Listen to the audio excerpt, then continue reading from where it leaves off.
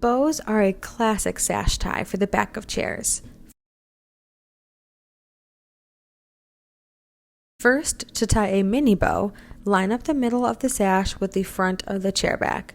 Then, tie a knot and hold the knot in place with your hand. Form small loops to tie a bow. In order to achieve the mini bow look, be sure that your loops are tiny. Pull the bow taut and find the edges of the loops and pull apart the fabric to fluff the bow. Tying a normal bow is very similar to the mini bow. Line up the middle of the sash with the middle of the chair and tie a knot.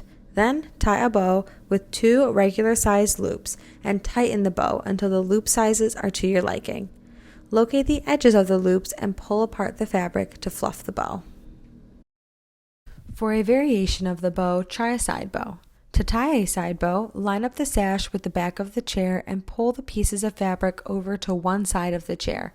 Then, cross the tails of the sash, which alternates the side each sash tail is on, and pull the fabric to the other side.